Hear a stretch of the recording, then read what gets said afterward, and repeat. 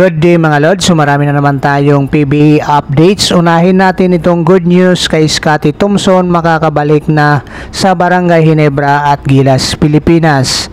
At ang PBA ay di umano'y biktima ng cyber hacking. Ito ngayon mga Lods ang ating pag-uusapan sa video natin ito. Ngunit kung bago ka pa lang sa aking munting YouTube channel ay humingi po ako ng like, share and subscribe. Maraming salamat. Base sa naging report ng Spin.ph, by April ay makakabalik na sa paglalaro ang former PBA MVP at Barangay Ginebra star player Scottie Thompson. At aasahan din na makakapaglaro siya sa darating na FIBA Olympic Qualifying Tournament sa Riga, Latvia para sa Gilas, Pilipinas. Ano ang totoong development ng back injury ni Scottie Thompson ngayon? So atin alamin sa report ng Spin.ph ni Sir Jerry Ramos. So narito nga mga Lords itong si Scottie Thompson base sa report ng Spin.ph. For sure matagal pa naman yun.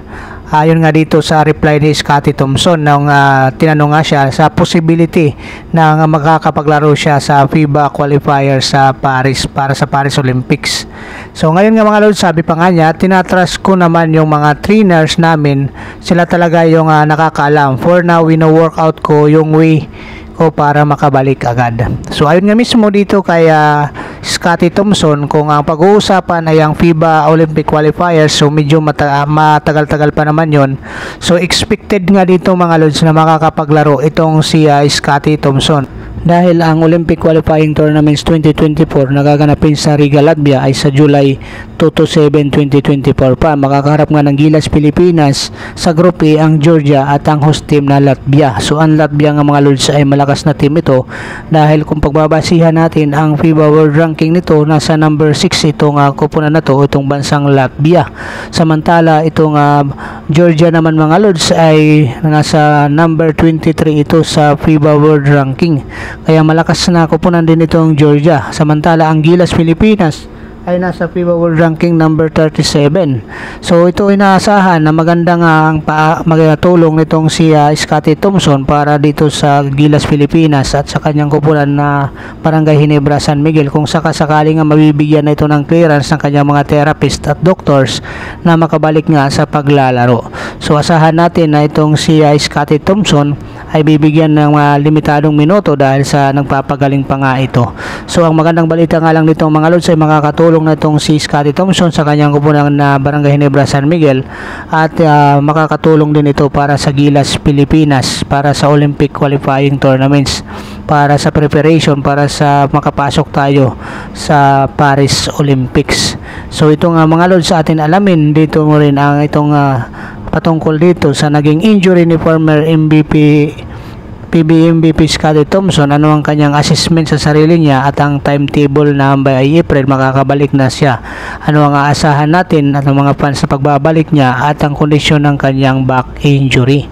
So alamin natin dito mga Lords sa naging report ng Spin.ph ni Sir Jerry Ramos regarding dito sa naging injury nitong si Scottie Thompson. So narito si Scottie Thompson, ayon sa kanya mga Lords, I've been here before since college, kaya nag-sit out ako dati. Ayon nga sa kanya, kaya alam ko yung pakiramdam na pipilitin mong ibalik tapos mangyayari ulit na mas malala. Base na rin sa experience, ayaw ko na ulit mangyari ito. Ito yung mga Lods ang sinabi nga ni Scottie Thompson dito sa Spin.ph.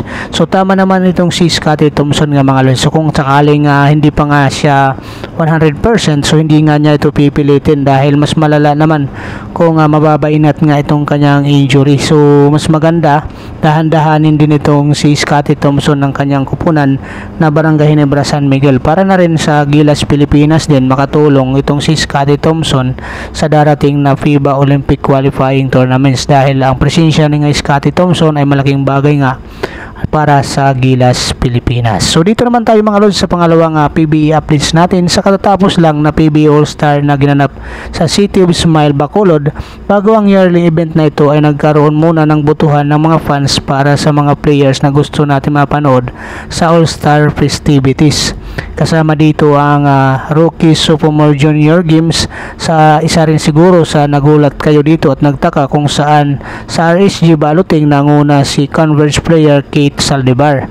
Alamin natin ang totoong nangyari sa pangunguna ni Saldivar sa botohan mga lods dito pa rin sa report ni Spin.ph ni Snow Badwa. So ito nga mga lods sa atin dito malalaman kung bakit nagkaganito ang botohan. Ayon nga dito sa report ni Sir Snow Badwa ng Spin.ph, the fan balloting for All-Star Weekend held in Bacolod raised eyebrows when Saldivar, a former Adamson player drafted by Magnolia before moving to Converge, topped the fan voting for Rockies Sophomore Junior Game.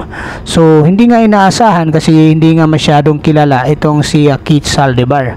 So paano nagawa ng cyber hacker ang anomalous na gawain na ito na maaari makasira sa integrity mismo ng PBA?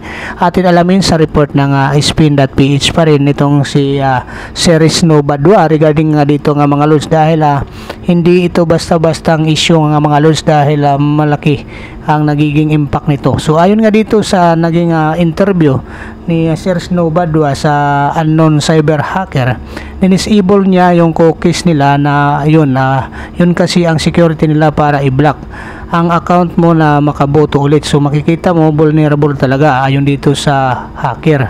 So inulit ulit ko yung 100,000 votes na yon. Kaya nga kung mapapansin nyo, kung hindi nag-post ng bots ang PBA kasi gumana ang aking hacking ulit sa PBA online bots ayon dito sa unknown cyber hacker. So dito nga mga lods, itong si Keith Saldivar ay hindi nga masyadong kilala, kahit itong cyber hacker nga hindi nga niya kilala.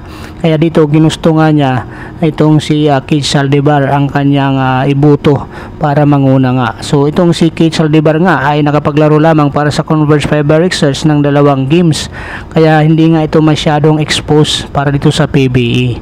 So ngayon as of January 18, kung mapapansin ninyo, wala pa si Saldivar sa early return ng All-Star balloting. Nung pansin ko na pwede na ulit i-hack yung PBA online bots, so pinakailaman ko na ayon dito sa cyber hacker sa report ng Spin.ph ni Snow Badwa. So ito nga mga lods, medyo nakakapanghinayang naman. So base sa report ng Spin.ph, hindi lang pala ito ngayon nangyari na nahack yung cookies for security ng PBA. Way back 2012 pa pala pinakilamanan ng cyber hacker na ito ang fan balloting ng MVP race na napanalunan ni Mark Agiwa. Narito ang naging bahayag ng unknown cyber hacker na ito sa report pa rin ng Spin.ph ni Sir Snow Badwa. So nangyari na pala ito mga lods way back 2012, kung saan naglalaban-laban nga dito itong si James Yap, si Arwin Santos, si Gary David at Mark Agiwa para sa MVP race. Kaya ito mga lods, sa atin alamin dito sa report ng Spin.ph ang sinabi nitong unknown